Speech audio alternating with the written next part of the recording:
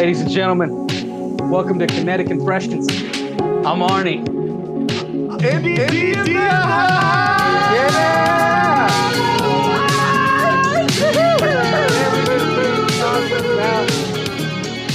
Movie news, and there's a lot of it. Specifically, we're going to be talking about a little thing known as Movie Pass. Now, Movie Pass, if you didn't know, Movie Pass is a service that for $9.95, you can watch as many movies as you want. Yeah. Thing is, this company didn't really make a lot of money, and people use that service a lot. I used it all the time, always. Drew, did you have Movie Pass? I did. I was one of the first. Dude, I was one of the backers that signed up for email updates when Movie Pass was going to come out. And I was one of the first all right, power user. I was one of the first adopters of Movie Pass. I want to say like the first time I used it was like almost 2015. 2016? 2015 shit, yeah. I don't know when it came out. I don't know. Founded in 2011 and headquarters in New York City, the service allowed subscribers to purchase up to 3 movie tickets per month for a monthly fee. Now, the reason we're talking about this today is because a story came out on the slashfilms.com that details all the details of the behind the scenes of Movie Pass. I'm going to read a little bit of it, and I just want to react to it because it's kind of crazy. Okay, so from slashfilm.com, article entitled "Movie Pass intentionally stopped customers from seeing movies, like liars." That's where we're starting. Okay, the many lies of Movie Pass. One way Movie Pass tried to quell the sale of movie tickets was by invalidating their users' passwords and claiming that fraud was detected on customers' accounts. This wasn't an isolated incident either, because it's estimated that 75,000 users had this practice used on them. In fact, some customers ended up locked out of their accounts because the process of resetting their password after invalidation didn't work properly. Movie Pass intentionally made it to where you can't use their service. So real quick, I want to talk to you about how this service works, because if you don't have it and we just read about it, it's not the same. Okay, so you have a Movie Pass app, right? You sign up for Movie Pass. You wait 1 to 3 weeks once you've signed up for this service. You then get a credit card or a debit card with your name on it in the mail. Okay? Once you have this debit card, I was gonna go grab it because I have mine in my backpack. Nice. It says Movie Pass on it. All right. Once you have that card, you then download the app. This was like too complicated. It was too complicated for my mom. I didn't want to get I wanted my mom to get it. It was too complicated to explain to her how it works. So I canceled that. So then you download the app. You go to the movie that you want to see. Within an hour of movie starting, not like you couldn't do it in advance. You had to be within a mile radius of the movie theater that you were going to go to. It location tracked you. You had to then check in, like, let's say we were going to go see Cruella, okay? We had to go into that area within a mile, go to that movie theater, say, I want to check in to see Cruella. When I checked in to go see Cruella, it would automatically load an approved, let's say $14 onto the card. I couldn't get $16 to go see the 3D version or the Adobe Round, like any kind of extra feature, or the IMAX is what I was actually thinking of, like the IMAX or the 3D. It wouldn't give you go see those versions of that movie.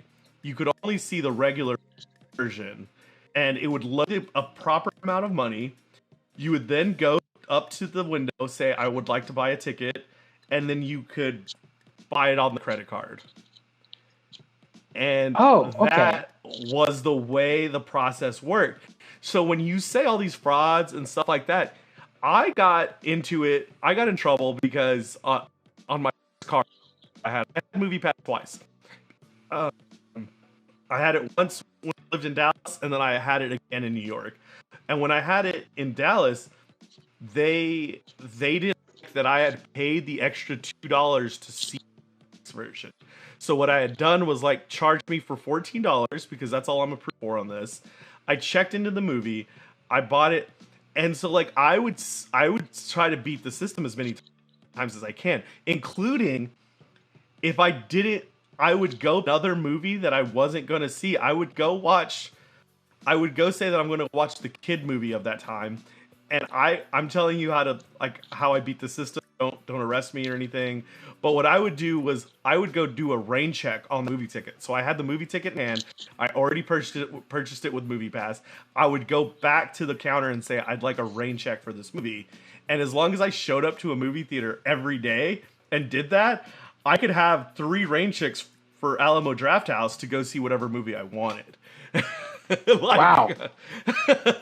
Now, yeah, but you're still paying a monthly fee for this. Yes. So they literally give you 3 times the amount of money into your account to watch a single movie. No, not then 3 you times. would pay a month. Oh yes, yeah. Right, 3 times a month, right? Yeah. Actually, I heard a story similar to that where you would be able to go to a movie theater. They would still load that much money into the card, but say a movie theater was doing a half price night. If you had that $17, if you bought a movie ticket that was half price, say it was instead of $10, it was $5, you would still have that pre-approved amount of money, so you could buy multiple tickets in one night if that movie was half price, because they would just load that much money onto your account. People were doing that too. Oh no, I used to do that all the time. Yeah, like matinees were a bit cheaper. No, well, AMC has, AMC used to have like Tuesday $5 movies. Yeah. I think that's the thing that they're trying to bring back for sure. So like I used to go to AMC Tuesday night movies and then buy 2 tickets with 1 movie ticket preloaded on my card, and like, it would work. And so like Movie Pass had a lot of flaws that like even my dumb brain could get past to skim the system. They cracked down on a lot of those the second time around when I had it. And it made it honestly more difficult for the customer. I want to say like breaking the rules and the ease of the customer was a lot easier in the beginning, and then and then towards the end, they would say that like they would do this password thing on me in New York. They would say that I was not at the right they would say I didn't go watch the right movie, and then they would charge me. Because, like my credit card is on file for them because I pay them a monthly fee. So they would charge me the movie ticket price because they thought I frauded them. And I want to say the second time around that I had them, I did not fraud them at all. I tried to legitimately just go watch a movie, once a week. Like how I thought that process should be was I'm going to watch 1 movie a week and take advantage of this service. Yeah. And like they became a very bad company to like. They didn't like certain movies in certain theaters. They didn't like certain theaters. It was impossible. Like in New York, it was impossible to find a theater with the movie I wanted that was available on Movie Pass. It was just too impossible. Right on. I mean, it kind of makes sense why they failed then. Because it didn't really look like they actually kept track of movie prices. They literally just dumped a chunk of cash that was probably the average or above average of what a movie ticket would be costing, right? To kind of just make sure that their customers were kind of happy. I do want to read a little bit more from the article here. So this investigation that this is actually highlighting is from the FTC, the Federal Trade Commission. Quote from the article, finally, MoviePass also blocked power users from using the service. Customers who saw more than 3 movies per month, thus contributing to the company's lack of profit, were locked out of the service when they became too costly to the company. Did you ever experience a complete lockout for no reason? Yeah, like they locked me out of my app once, and I was like there to see a movie, and then I was I think that's actually when I canceled them, was because I had like I wanted to go see this movie. I was there to check in, and all of a sudden, like when I checked in, it glitched, logged me out, and then my password, blah blah blah. But I was already at the movie theater to go see this movie, so I like sat in the lobby trying to fix this, and I called somebody, and then they like I had somebody on the phone. They still couldn't get they still wouldn't give me like they wouldn't fix my account to go see this movie. So I pretty much said F them, and I went to go watch the movie on my own dime. And I was like, cool, this is when I'm finally done with the thing with Movie Pass. And I ended up, New York was one of the first places to beta their like subscription service at Alamo Drafthouse. So then I started doing the Alamo Drafthouse, and honestly, that has been my favorite subscription so far, and it's so much more money. But it feels like I feel like they're getting it because every time I go, they're getting their money's worth, and I'm getting my money's worth. I'll see four movies within a month, and I'll pay them a lot of money because I'll go have a beer and eat some food. I think Alamo Drafthouse is where that works the best. For sure. And they do have a new service coming out as well. I think you can jump on it. I am actually on the waiting list for that, but I'm currently not going to go jump on any new services for the current time being, for sure. Right. This is like, it's interesting. I guess this is like the same thing that happens with Silicon Valley companies. Like just give outlandish promises and don't deliver. And then when things start to go south, they just start to get desperate and do these really crazy, shady things to try to keep themselves afloat. Witnessed by the guys who put together that one documentary about what was it, Pablo Escobar festival, Fire Fest. It's all the same. It's all the same people, man. Silicon people trying to put some stuff together. It's nuts. It's crazy this is coming out now. It kind of makes sense. You have to investigate what's happening. I like that you actually have a first-person account of everything that happened. I was really ecstatic about the service. It was around for a few years and definitely was on my radar, but I just never paid for it because it was always plagued with problems. It was always kind of a weird model. They really started to do a push during the last part of it, and then some really wacky stuff happened to them. I had them in 2017 and 2018, and I remember on these, all these slash films and film, the Screen Rant, I would watch the news of how they were going bankrupt. Yeah. Every day. Every day with MoviePass doesn't have enough money. And I would talk to my my girlfriend at the time, and I'm like, how are we still using this card? How is this still happening if every day I hear them being bankrupt? What's going on here? Obviously they were just they were kicking people left and right off of the platform by just trying to stay afloat. It just screams of desperate company trying to stay alive.